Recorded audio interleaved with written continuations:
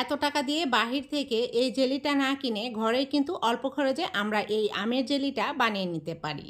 এখন কিন্তু আমের দাম কম, তাই সারা বছরের জন্য আম সংরক্ষণ করে আমরা কিন্তু এই জেলিটা বানিয়ে নিতে পারি। হ্যালো এভরিওয়ান, আসসালামু আলাইকুম।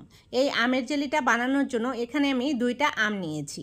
এখন আমের উপরের খোসাটা আমি ছাড়িয়ে নেব। আজকের রেসিপিটি ফলো করে আপনিও কিন্তু ঘরে বসেই আমের জেলিটি বানিয়ে নিতে পারেন। আমের খোসাটা যখন ছাড়ানো হয়ে যাবে তখন আমি এই 2টা আমকে ছোট ছোট টুকরো করে কেটে নেব।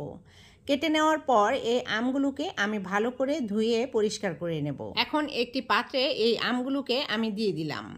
আমগুলো দিয়ে এখানে আমি 2 কাপ পানি দিয়ে দিব। 2 কাপ পানি দিয়ে আমি অল্প একটু লবণ দিয়ে দিব। লবণ দিয়ে এই আমের পাত্রটাকে আমি চুলায় বসিয়ে জাল করে নেব।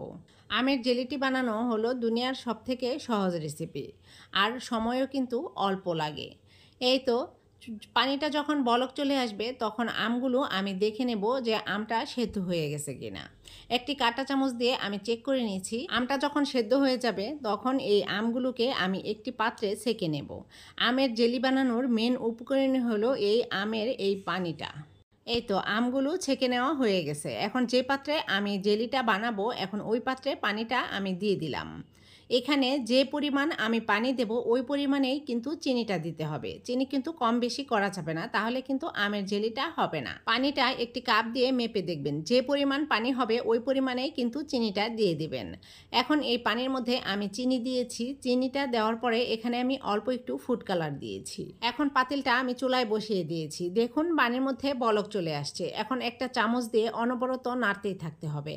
নাড়াচাড়া করতে করতে এক পর্যায়ে দেখবেন পানিটা একটু ঘন হয়ে গেছে। তখন হাত দিয়ে আপনি এভাবে চেক করে নেবেন। যখন দেখবেন পানিটা একটু আঠালো হয়ে গেছে তখন মনে করবেন জেলিটা আপনার প্রায়ই হয়ে আসছে। এখন এখানে আমি 1 টুকরো লেবুর রস দিয়ে দিলাম। লেবুর রসটা দিলে জেলিটা কিন্তু একদম পারফেক্টভাবে সেট হয়ে যাবে। লেবুর রসটা দিয়ে আমি আরও কিছুক্ষণ নাড়াচাড়া করে জেলিটা নামিয়ে ফেলবো। যে পাত্রে জেলিটা সেট করব এই পাত্রটাকে আমি আগে থেকেই রেডি করে রেখেছিলাম। এখন এই জেলিটা আমি সেট হওয়ার জন্য অপেক্ষা করব। এই তো কয়েক ঘন্টা পর জেলিটা খুব সুন্দরভাবে সেট হয়ে গেছে। আমি এখন একটি চামচ দিয়ে উঠিয়ে একটা ব্রেডের মধ্যে দিয়ে দেখাচ্ছি। জেলিটা বানানো যেমন পারফেক্ট হয়েছিল, খেতেও কিন্তু অনেক মজা হয়েছিল। আমার বাচ্চারা কিন্তু এই জেলিটা ব্রেডের সাথে খুব পছন্দ করে খেয়ে নিয়েছে। এখন তো কাঁচা আমের দাম কম, আপনিও চাইলে কম দামে আম কিনে এনে বাসায় অল্প খরচে বাচ্চাদেরকে এই জেলিটা বানিয়ে দিতে পারেন। এই জেলিটা কিন্তু বাসার ছোট বড় সবাই কিন্তু খুব পছন্দ করে খেয়ে নেবে। আর দেরি না করে ঝটফট আমের জেলিটা বানিয়ে ফেলুন। আমার আজকের ভিডিওটি কিন্তু এই পর্যন্তই। আমার ভিডিওটি যদি ভালো লাগে তাহলে একটা লাইক, কমেন্ট এবং শেয়ার দিয়ে দিবেন। আল্লাহ হাফেজ।